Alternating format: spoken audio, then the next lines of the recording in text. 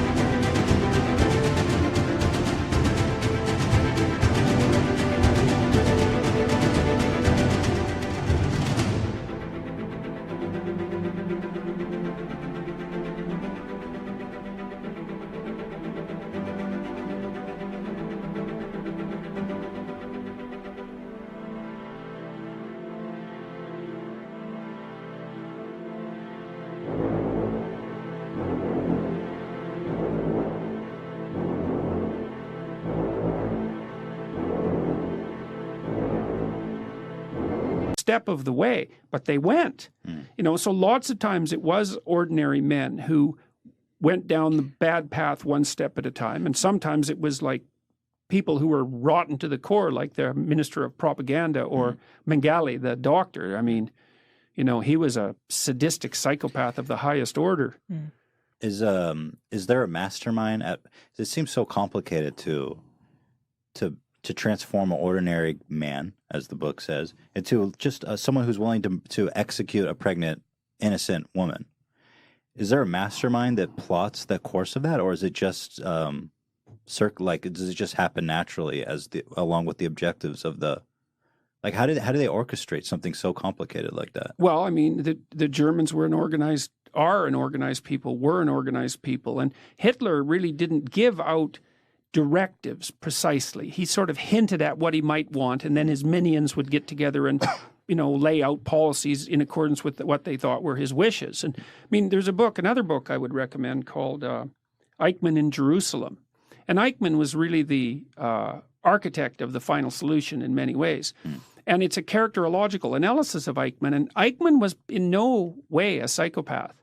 He was perfectly capable of, I think this is actually a true story. I might have it confused with another story, but it doesn't matter really. It's the same idea. There's a story about him driving home after work one day and running over a cat and having like a terrible emotional reaction to it, And it's not like his kids didn't love him, and and he wasn't out there actually killing people. He was just making the plans. He was the bureaucrat behind the scenes, and he was the sort of guy who had his mom do his laundry when he went off to the army. He was a faceless bureaucrat, and he would have worked in any bureaucracy. He was worried about his next promotion. He wasn't thinking about the larger consequences, and that's Hannah Arendt, and that's a very classic book, Eichmann in Jerusalem, and that's very much worth reading if you're interested in this sort of thing.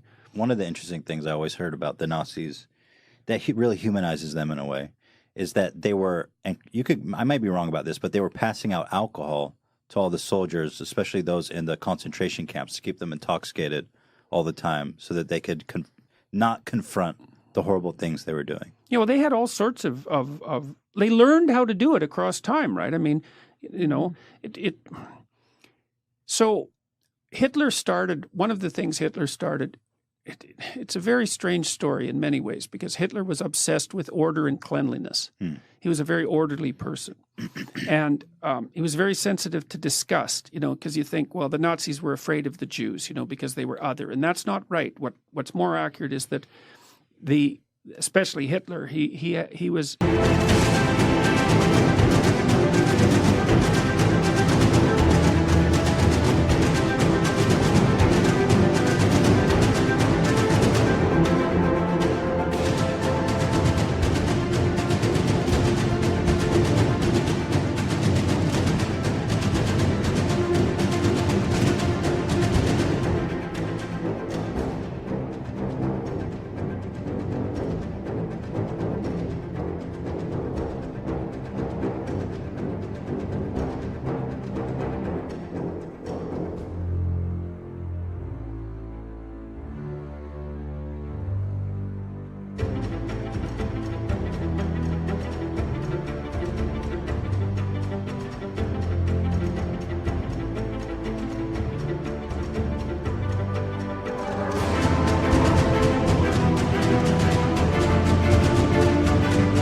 was very sensitive to disgust. That's what it looks like. And if you're disgusted by something, then you want to eradicate it, right? If you're afraid of something, you want to run away from it. If you're disgusted by it, you want to burn it to the damn ground. You want to get rid of it. And his writings, like I read a book called Hitler's Table Talk, which was his spontaneous discussions during dinner time from 1939 to 1942. It's really another amazing book. And we had been doing some work inspired a bit by Jonathan Haidt, who's done a lot of work on disgust and the relationship between trait personality. And I was reading this book at the same time, and it was just unbelievable how often Hitler referred to the people he was eradicating, the Slavs and the Gypsies and the Jews and all the people he went after, as parasites and as rats and as insects and all of that. So they were kind of put into that category. And here's a horrifying part of that story. Like when Hitler first came to power, he put in a lot of public health initiatives, including mass tuberculosis screening, which actually turned out to be a good thing. And at the same time, he went on a beautify the factories campaign. And so he convinced the German factory owners and so forth to increase the levels of hygiene in the factories, to get rid of the rats and the mice, to plant flowers out front, to make everything look neat and orderly. And the insecticide they used was Zyklon. Well, Zyklon, to eradicate the rats and the insects, Zyklon, a slightly different formulation, was the gas that was used in the concentration camps. And so Hitler went from cleaning up the rats and the mice in the factories and the insects, and then he went into the mental hospitals and started cleaning up in there. And then it just went broader and broader, again, sort of one step at a time. You know, and the Germans had plenty of reason to be resentful and hateful because, I mean, think about what they went through. We can't even imagine it. First of all, there was World War I, and so there was many men, like Hitler himself, who served in the trenches. And there's one story about Hitler. He won a medal for heroism in World War I, and he was sitting around with a group of his buddies and went off to do something, God only knows what. And when he came back, they were all dead because a mine had, not a mine, I don't remember, some kind of shell had landed in the middle of them, killed them all. It's like, that changes you. You know, and then afterwards, there was all these brutalized men who'd come out of the trenches. I mean, you just can't imagine what it must have been like in the trenches, you know, especially if you were there for like a couple of years. You weren't the same person. Get out of there, you're unemployed, your country's in ruins. Then the hyperinflation hits, and every single person in Germany who ever saved any money at all is flat, bloody broke. And then there's a communist revolution brewing in Russia, and it's like, it's hell. And the Nazis came along and said, well, not only are we going to restore order and greatness, but we're going to bloody well tell you whose fault this is. Yeah.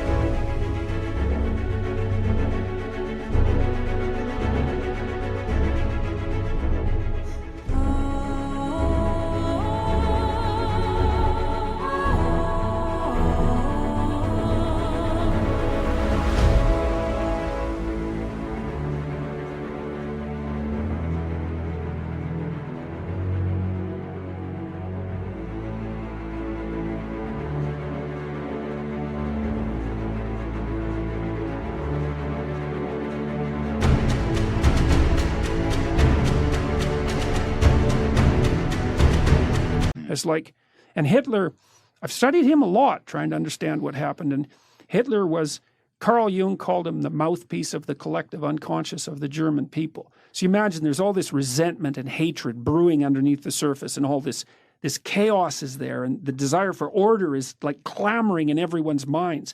And Hitler comes along, and he's a very powerful emotional orator. And he's watching the crowd, and he listens. And when he says thing A, nothing happens. And when he says thing B, everybody roars. And so he takes note of that. And it's not even conscious exactly, right? Because he's being molded by the crowd.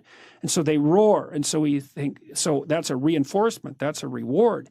And so then he goes down that line a little bit farther, and they roar some more, and then he tries something else, and it's silent. Maybe it's becomes like, what they want. You bet. Exactly that, man. He acts out the dark desire of the mob. So he becomes the embodiment of the dark desire of the mob. And that's partly why he had the charisma. It's right, because there's this unconscious fantasy brewing in the back of everyone's minds. You see that to some degree now with Antifa, for example, and their proclivity towards violence. You know, and you ask, just exactly what's going on there? Well, Hitler came to embody the desire of the German people for order and revenge. And he embodied that fully, you know, and you could say, so what happened was a collaboration between him and the people. It wasn't Hitler turned everyone into Nazis. It's like, no, that's not how it worked. I'm sure there was a lot of good people still left over who got just overrun by the mania too, who were disgusted by it. The other thing too is that, you know, people are not that brave. And everybody thinks, this is one of the things that...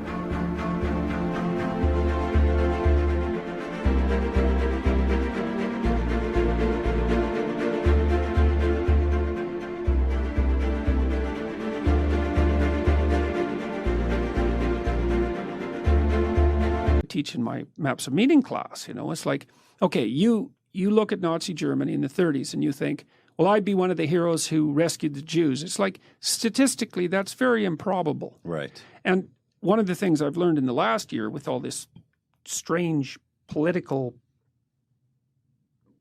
what would you say?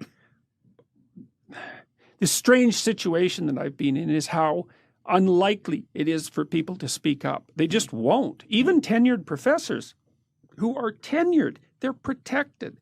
It's like the probability they'll pop their head up and say something that might make them identifiable is very, very low. So it's scary, yeah. I guess you're right. Well, it's and at time, in Nazi Germany, the stakes were as high as it could get. They didn't tolerate. That's dissension. right. That's exactly right. But even when the stakes are low, people won't speak up, sure. eh?